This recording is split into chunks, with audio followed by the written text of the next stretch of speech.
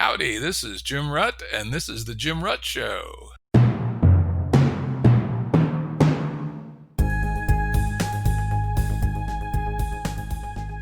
This is a Currents episode. Currents are shorter and less heavily produced than our full-length episodes and generally focus on a single topic.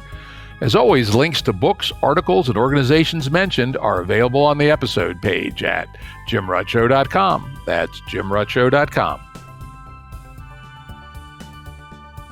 Today's guests are Melanie Mitchell and Jessica Flack. Melanie is professor of computer science at Portland State University and external professor and co-chair of the science board at the Santa Fe Institute. Melanie has also held positions at the University of Michigan, Los Alamos National Lab, and the OGI School of Science and Engineering. She's the author or editor of 7 books and numerous scholarly papers in the fields of artificial intelligence, cognitive science, and complex systems, including her latest, Artificial Intelligence, A Guide for Thinking Humans. Jessica is a professor at the Santa Fe Institute.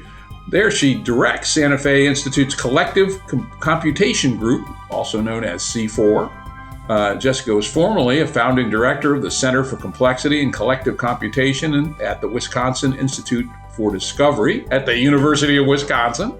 And she was a graduate student at Emory University and was associated with the famous Yerkes National Primate Research Center. She's been my go-to person for questions about primates and monkeys. And I guess monkeys are primates, aren't they? Yeah. So both of them are returning guests. Melanie was on EP 33, where we talked about her book, Artificial Intelligence. And Jessica's been on twice. Once where we talked about complex systems dynamics, and she did a COVID Extra where we talked about what opportunities do COVID-19 and the changes that it will cause in our society open up. So it's great to have you both back. Oh, good to be back. Yeah, it's great to be here, Jim. Thank you for having us. Yeah, today we're doing a Currents episode, which are our shorter forms and less highly structured. And essentially, what we're going to start as our starting point. Very interesting essay, which caught my eye when it was published, a month or so ago, called Uncertain Times, published on the Aeon website. That's aeon.co. If you Google it, Uncertain Times, Flack and Mitchell, or aeon.co, Uncertain Times, you'll find it. It's really quite good. It's call it a practical guide to how to think in terms of complexity about the problems of our society. And I would strongly recommend that people actually go and read the article. It's well worth your time. So let's start off with the opening paragraph or so from the paper or the essay, and then get you guys' thoughts on that. You start off by saying, we're at a unique moment in the 200,000 years or so that Homo sapiens have walked the earth. For the first time in that long history, humans are capable of coordinating on a global scale using fine-grained data on individual behavior to design robust and adaptable social systems. The pandemic of 2019-20 has brought home this potential. Potential, that's a good word. Never before has there been a collective, empirically informed response of the magnitude that COVID-19 has demanded. Yes, the response has been ambivalent, uneven, and chaotic. We are fumbling in low light, but it's the low light of dawn. So what do you see that's hopeful in humanity's response to COVID-19? I think for me, the thing that stands out and I keep returning to is this observation or this convergence. And the convergence is incredible microscopic data, actually at all levels of organization and science, molecular all the way up to human societies that we just have not had before, coupled to the development of machine learning and AI and really great pattern detection, at least. And the flourishing science of micro to macro that's been coming out of the Santa Fe Institute and other places. And it's this sort of convergence of these 3 factors, plus the fact that we can communicate, over vast scales of light speed now because of the internet, that have made the possibility or have given us the capacity to design empirically informed, responses to perturbations like COVID over global scales. Now, I say capacity, and that's a very important word because, as a number of people have pointed out to me in response to the essay, we're still not very good at this, but the pieces are all there for us to put together. And I think it's the first time in history that we've had this capacity. And so for me, it's extremely exciting. And I want to see us move in the right set of directions. Melanie, your thoughts on this? Well, I agree with Jess, of course. I think that in a way, this whole pandemic and the response to it has kind of hit home for a lot of people and made people realize that complex systems are really important to understand, made us realize how complex a world we're living in and how little prepared we are to make predictions and to sort of do the optimal thing at all times. And that's really a lesson of complex systems in general. So I think this is something, it's kind of a change of a mindset as much as a change in our capabilities to do the kind of science we need to understand and make the kinds of decisions that we need to make in these uncertain times, as the title of our article says. Indeed. You guys talk about the fact that kind of the default human mind is fairly linear, simple cause and effect reasoning. And that kind of reasoning will get you into trouble when you're dealing with complex systems. Maybe talk a little bit about how some of the manifestations of COVID, since it's an example we're all still familiar with, exhibited what we might think of nonlinear or non-simple cause and effect relationships.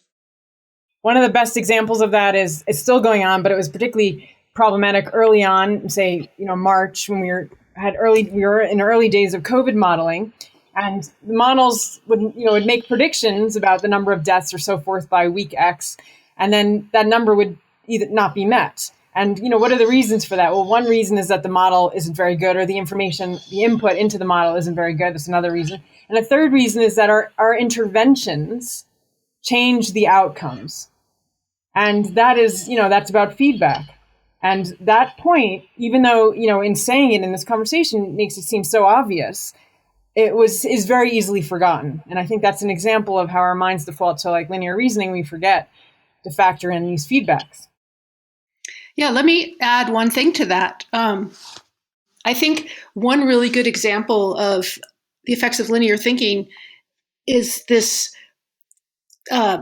thing that people talk about in terms of how infective a virus is, and that's that R naught, which is the number of people you're likely to infect if you yourself are infected.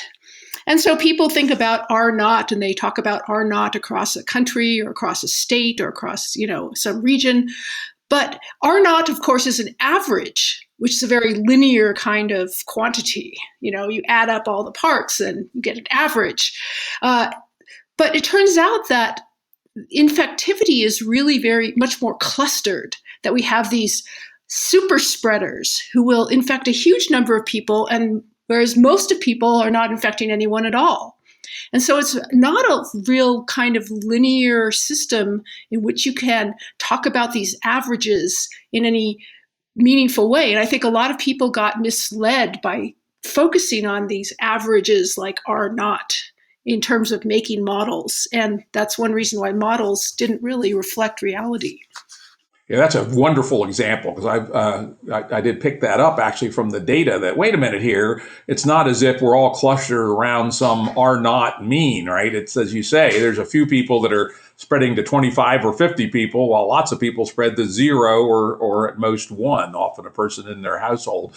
And if you model it, assuming it's all clustered around R naught, you'll get a very different configuration of spread than if you assume that it's a relatively small number of super spreaders. So a really good point.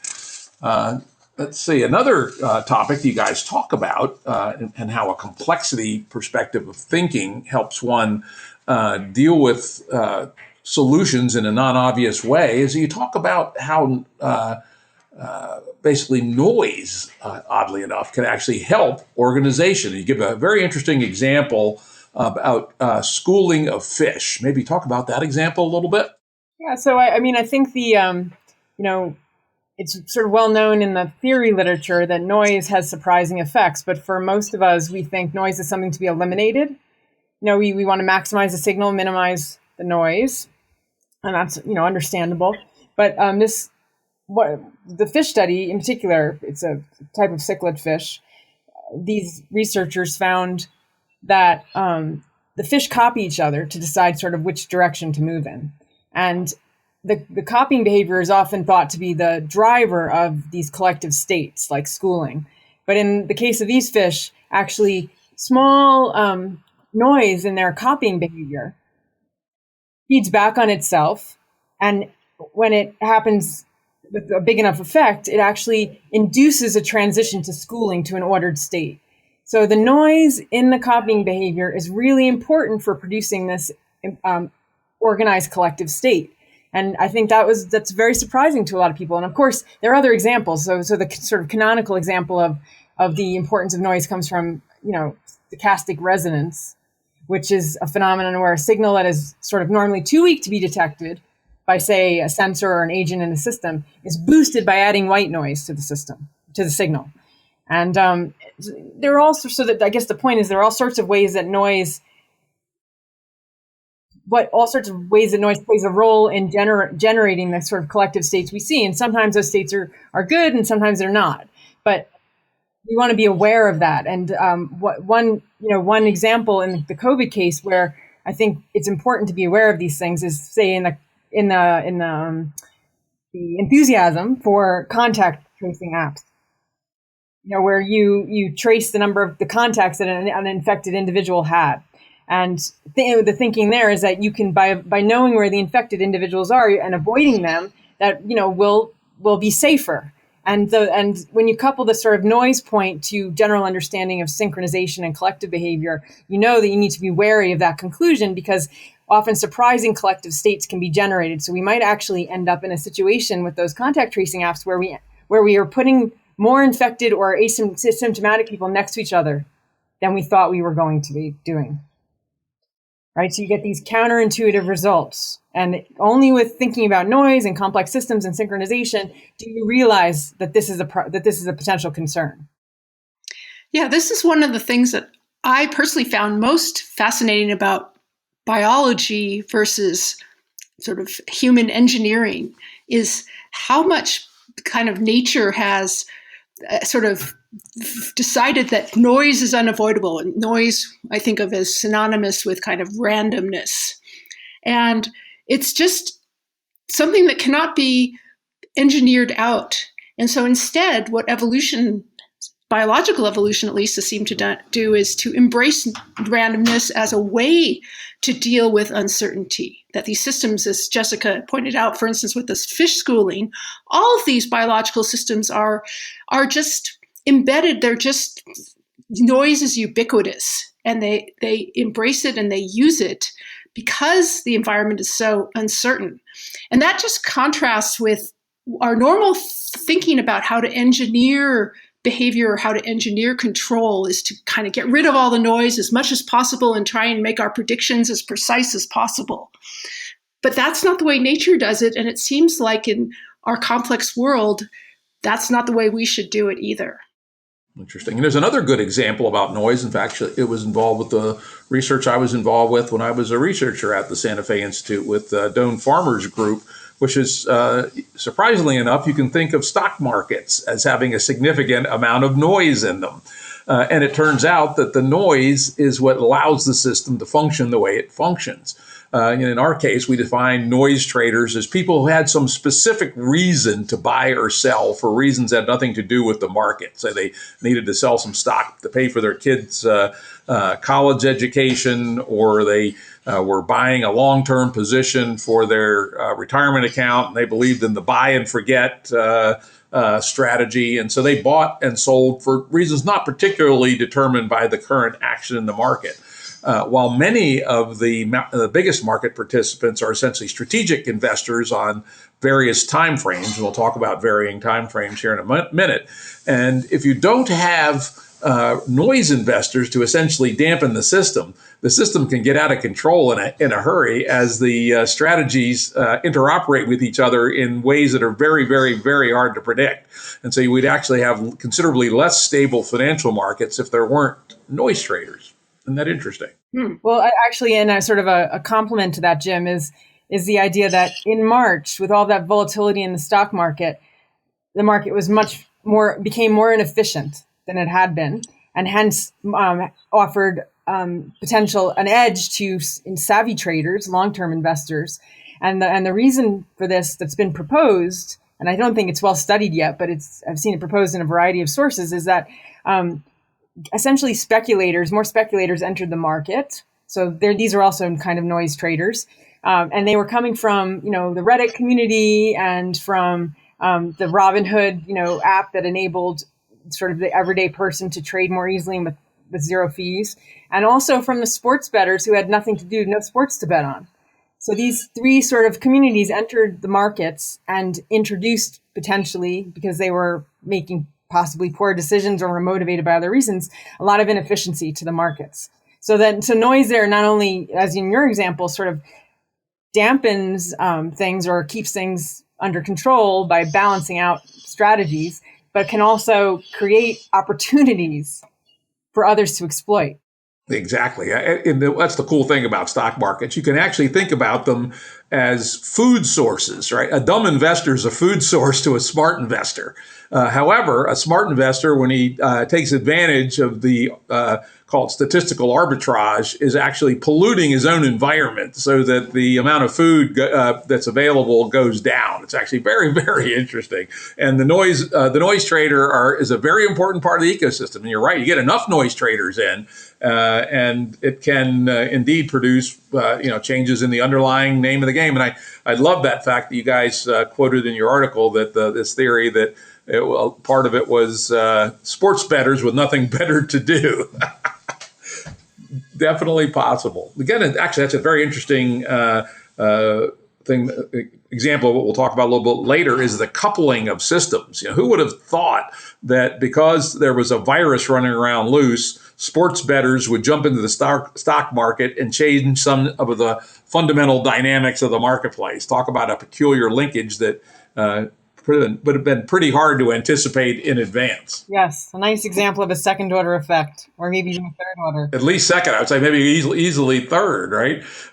Now let's talk about another one of our favorite topics at the Santa Fe Institute, which is complex systems seem to be especially vulnerable to events that don't follow normal or bell curve type distributions, what we call fat tail distributions. We can argue endlessly about whether they're power laws or just approximately so. Doesn't really matter. What it means is that large scale outcomes can happen more often than the equivalent of calculating the results from flipping coins.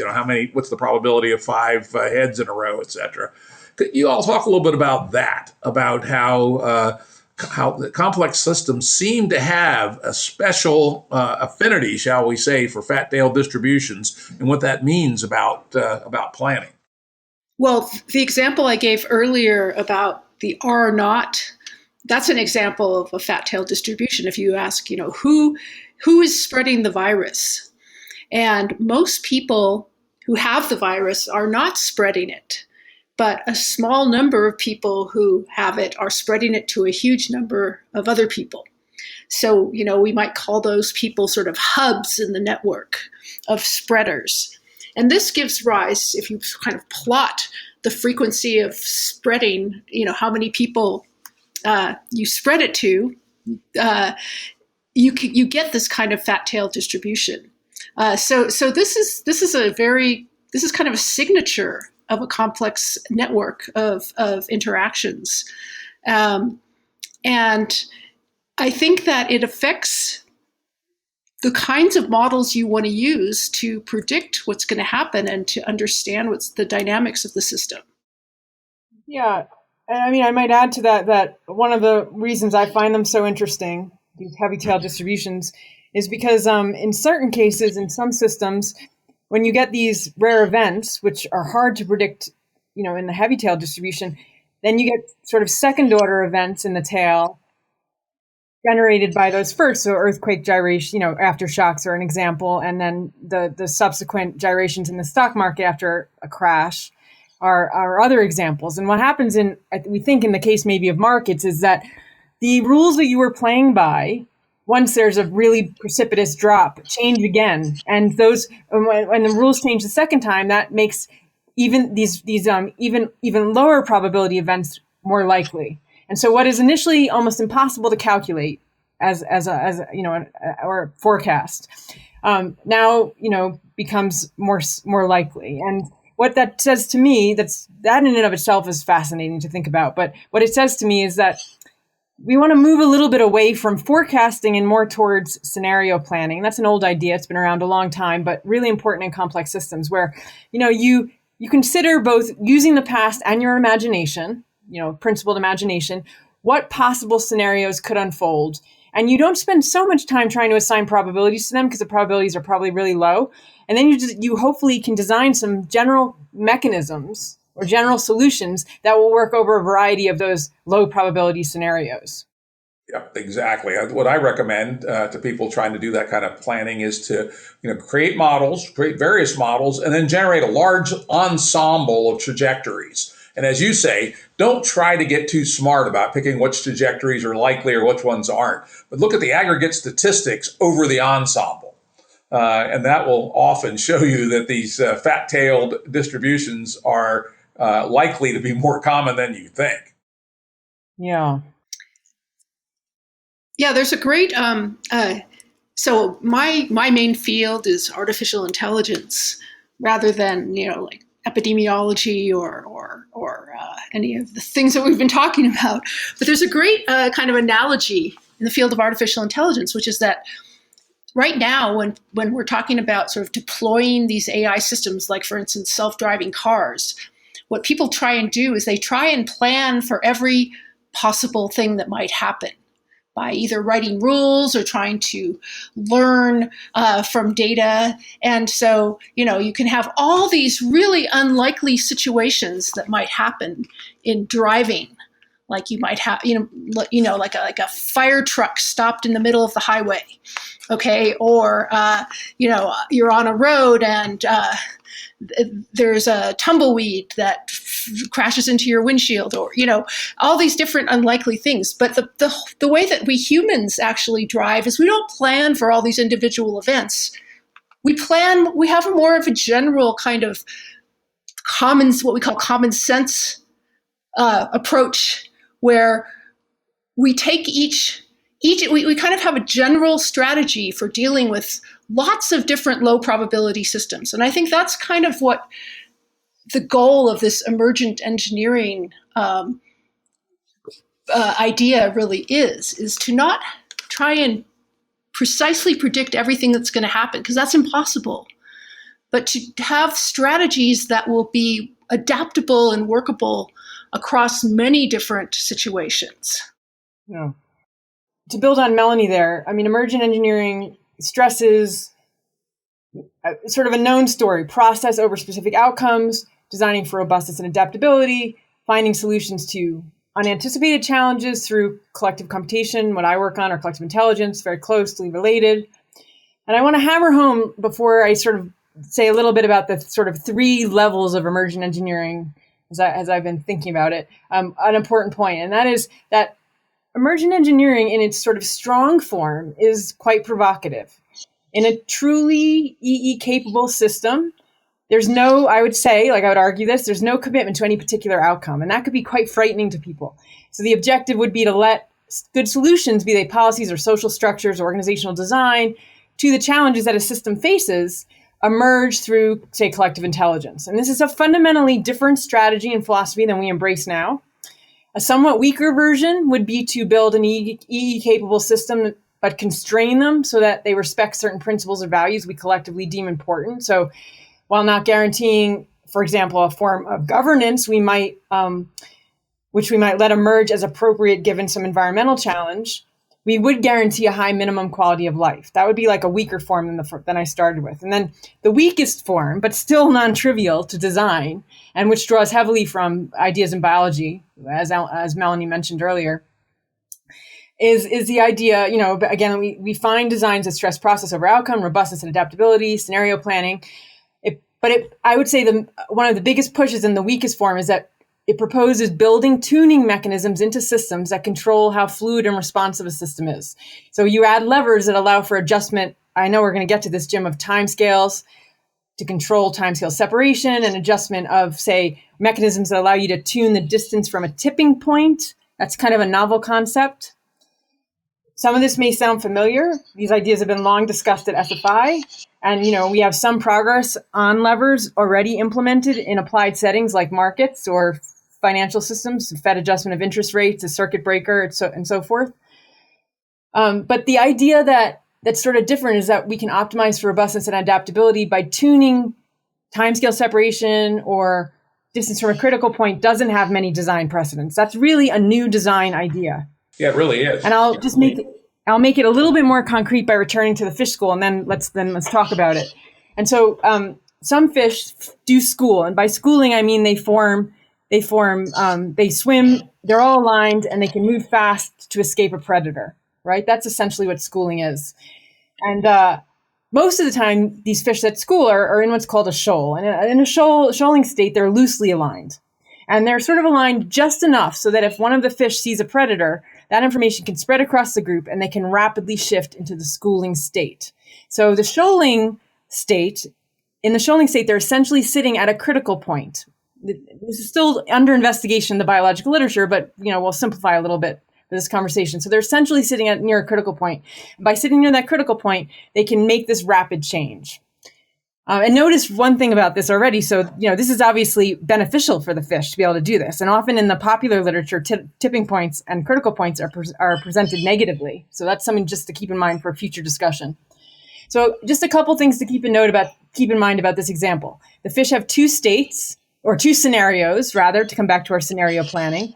The predator scenario and the foraging scenario.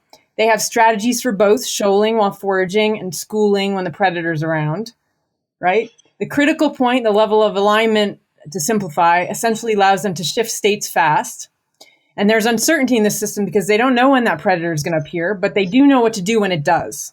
So that comes back to our earlier points about scenario planning, when you might not be able to predict the probability of some event, but you know that if it happens, this is a good strategy for dealing with it. And of course, the last thing I want to point out is that there's a robustness trade-off. So if one of the fish incorrectly detects a predator, then that fish might transmit this information to the rest of the fish, and they might inappropriately change state, which has a cost because, they should be foraging and instead they're switching to schooling. So tuning how sensitive the system is, how sensitive the fish are to the likely presence of a predator would be an extremely beneficial strategy. We're not sure the fish can do it. We do have evidence from a primate system and some other areas of biology that these tuning mechanisms exist, but this is kind of new.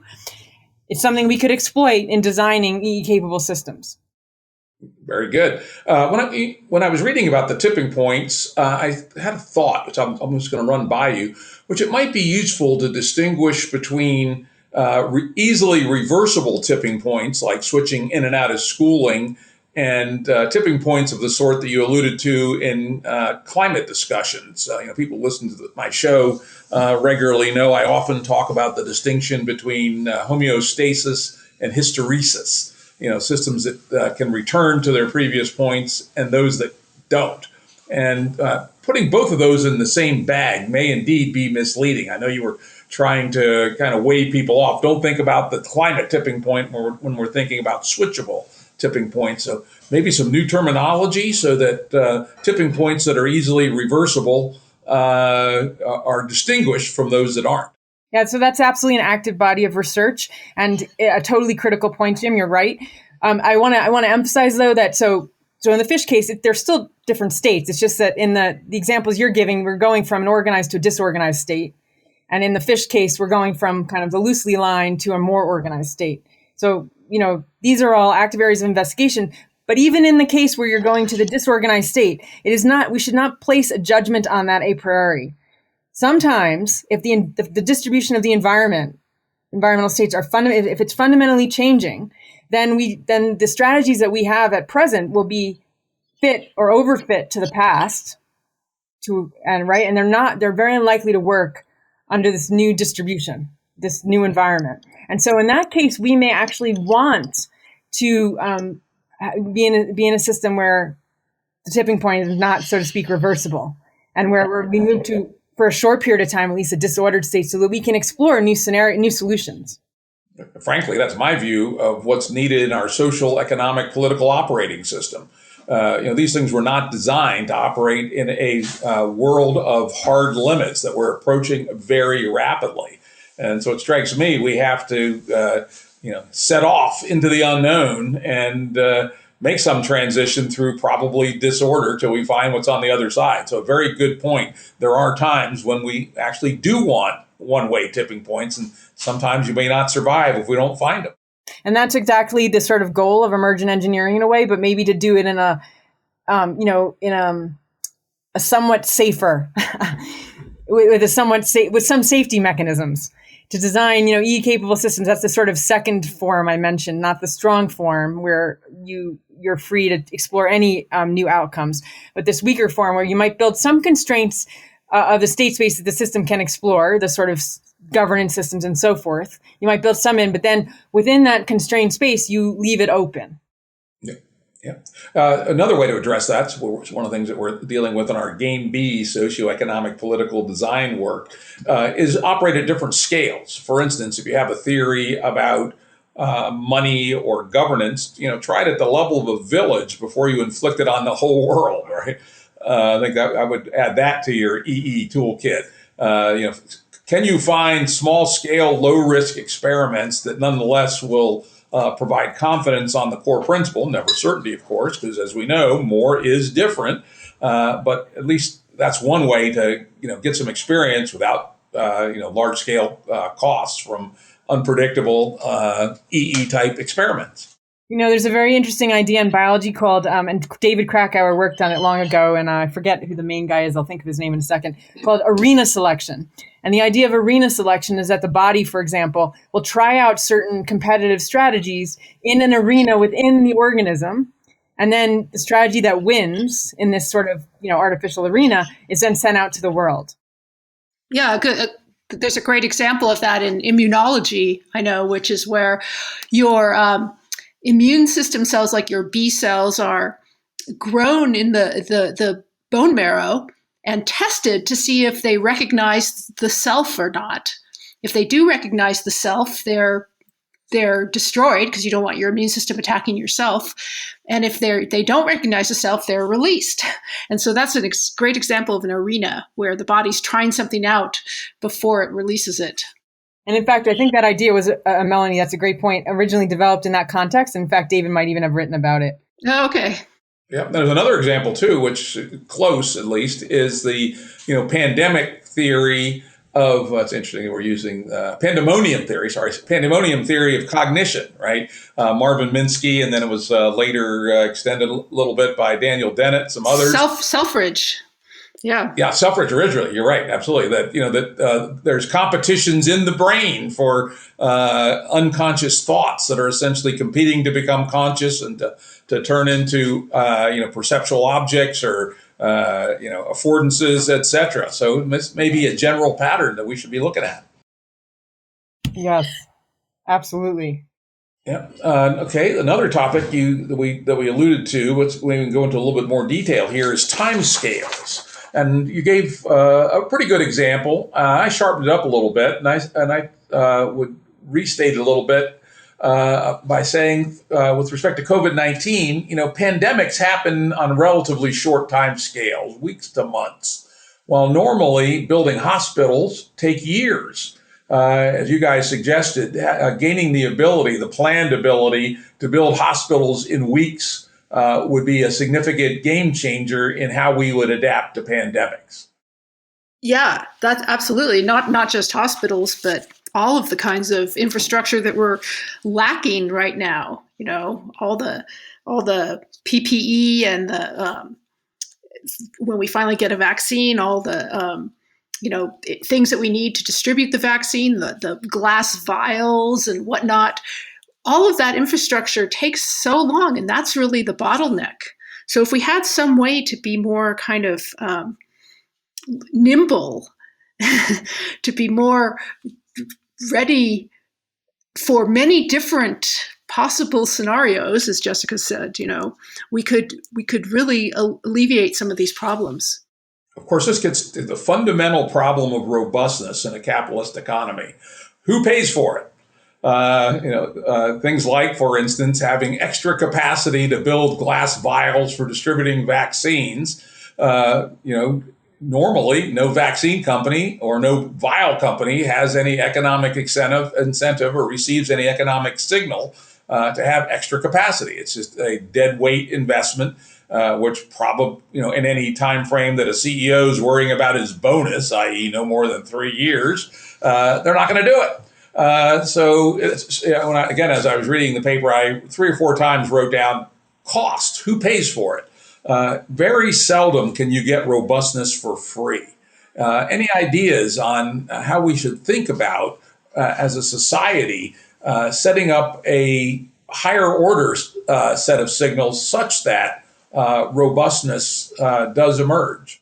So biology has the same problem. This is like your point about incentivizing investment in robustness mechanisms is a huge area of research in biology, how nature does that, because the same logic applies in 2 ways. One, often the perturbations are hard to predict or you haven't experienced them before, so it's hard to build a strategy when that's the case. And the second is that if there is a maintenance problem. So even if you have a gene that's, say, a duplicate, and one gene, the gene for which it's a duplicate, is destroyed or damaged, maintaining that when there's no perturbation, given the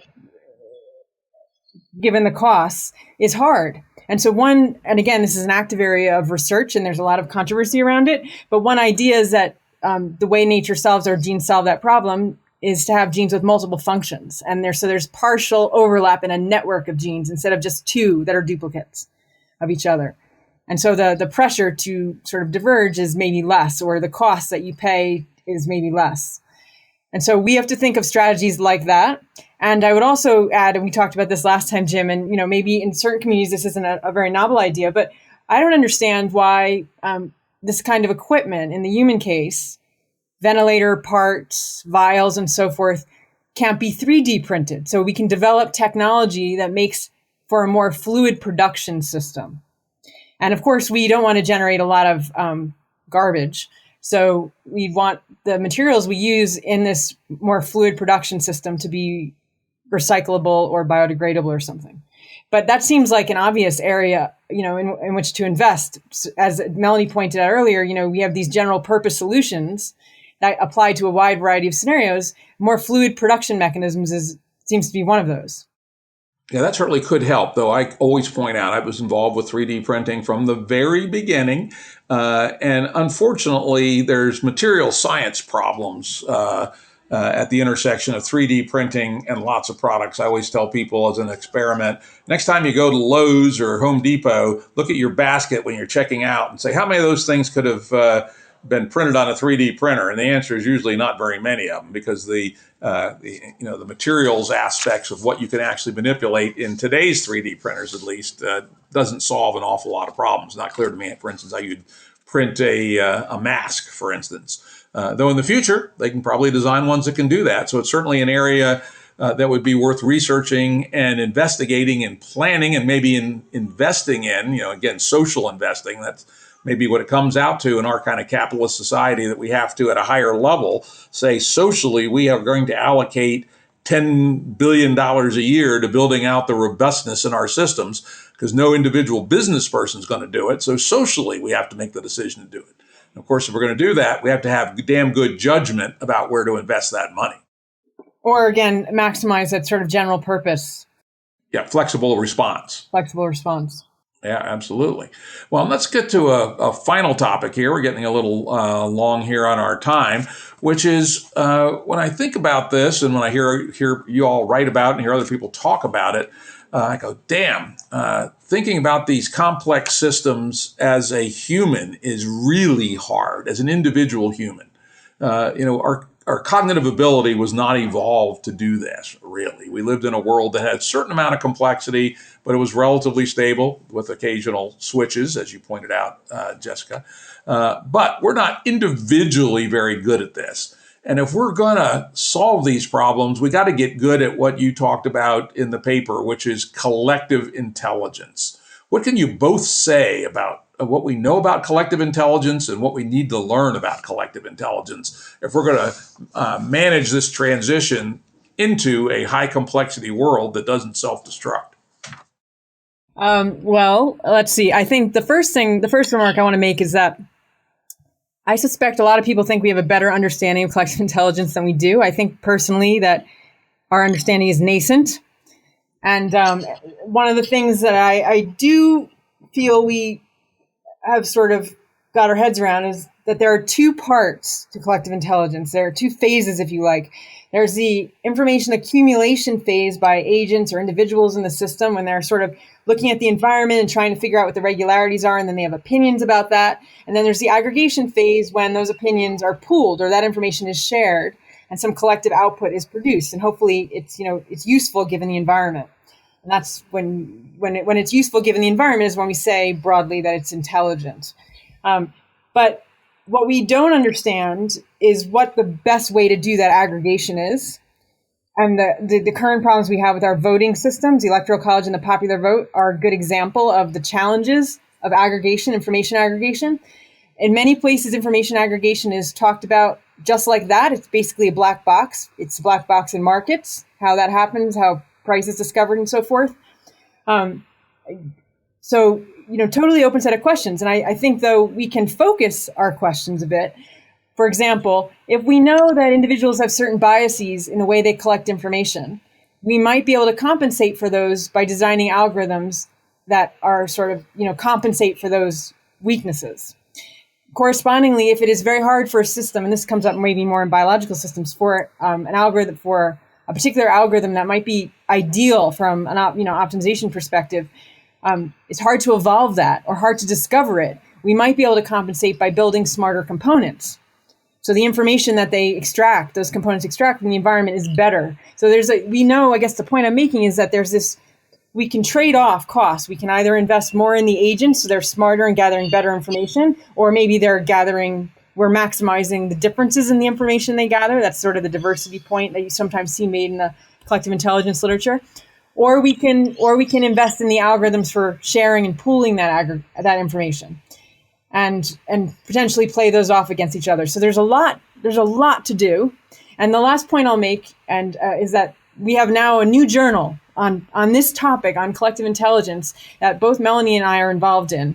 That will be it's in progress now. The launch, the sort of submission, the first papers will be accepted probably in January.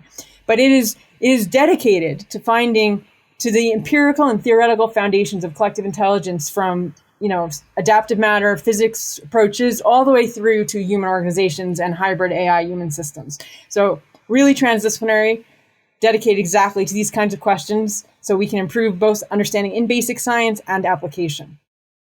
Melanie? Wow, that's hard to follow. I mean, that was kind of a theoretical description of collective intelligence, but I think I'll just say two things. Well, from more of a personal standpoint, I think you're right that we don't easily think in sort of complex systems ways. We're much more linear thinking, even those of us who work in the field.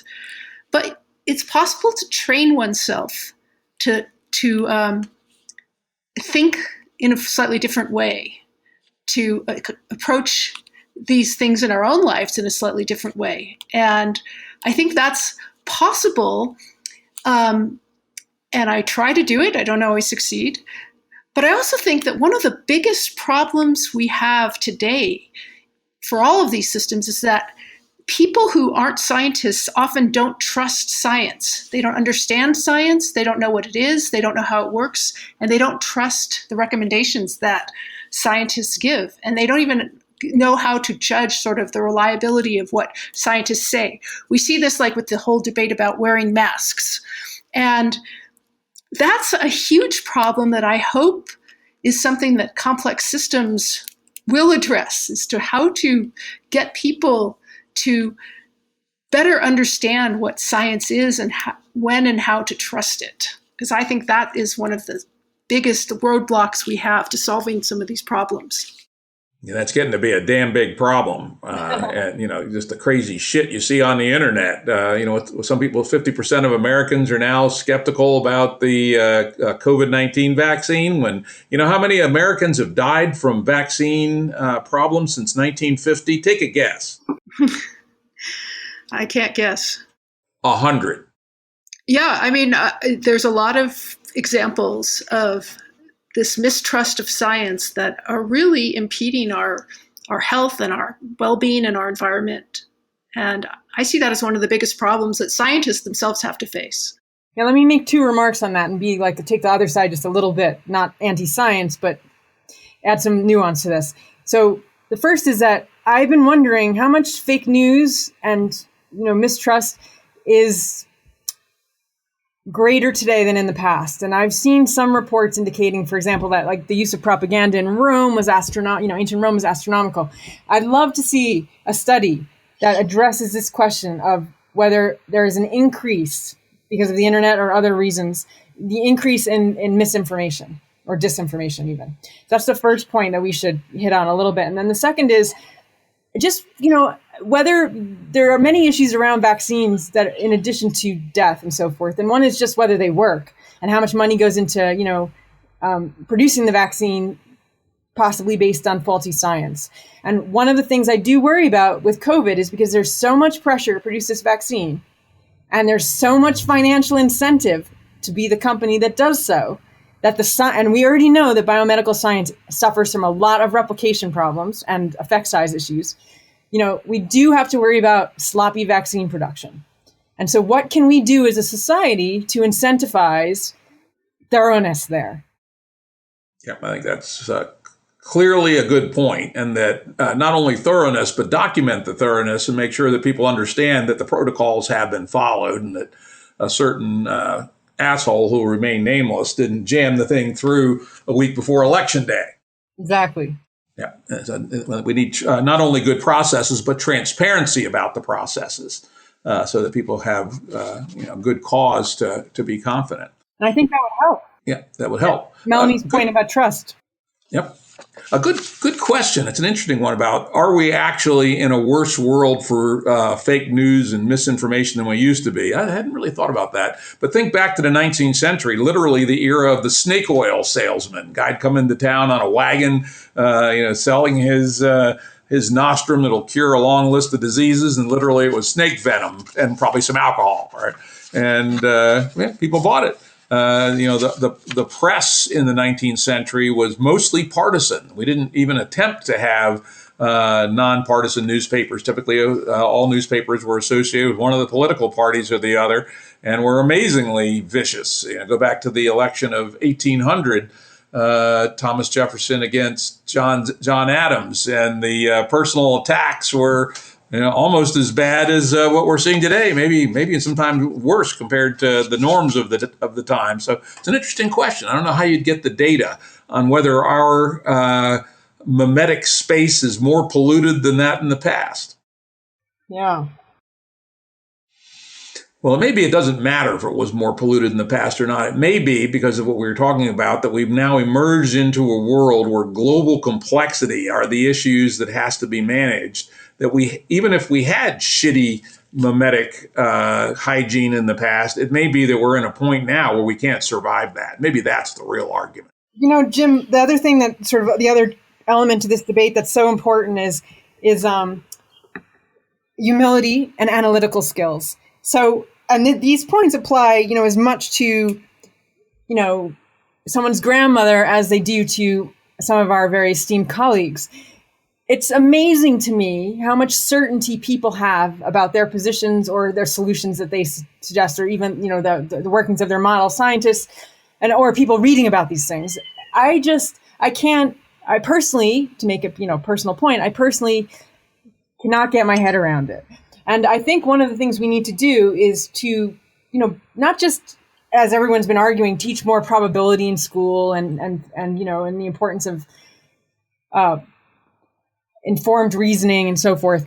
We also need to teach people that science is fundamentally about uncertainty, and we need to teach people, it's like a little bit, related to our essay, to embrace it.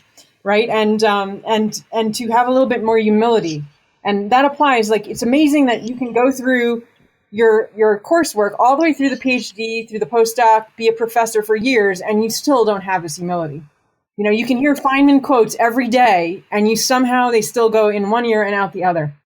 And I say that's particularly true when you're dealing with complex systems. The words I use a lot is epistemic modesty.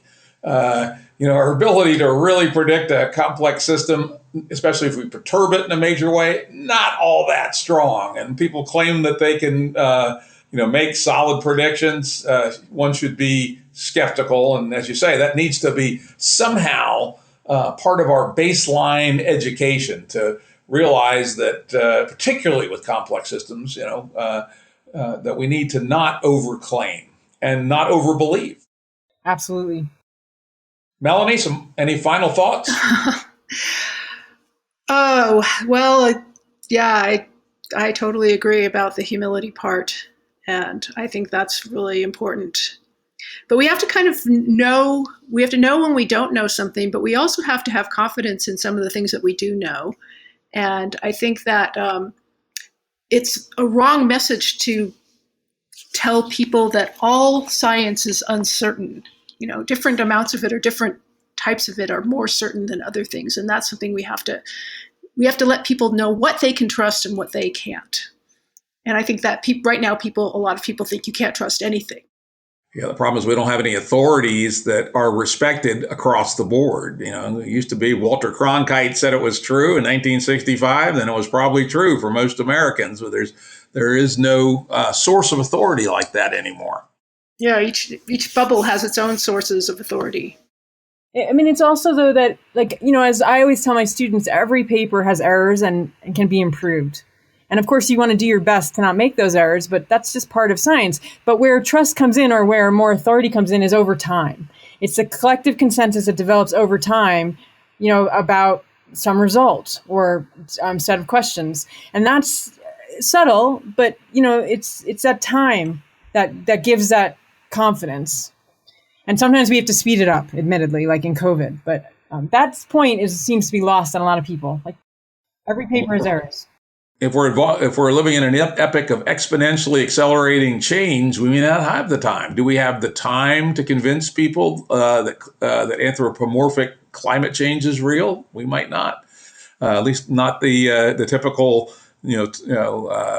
Thomas Kuhnian couple of generations. I don't think we got that kind of time. So we got to find some other way to reach collective intelligence that results in reasonable assumptions about what's going on. Difficult challenge. Yeah, absolutely.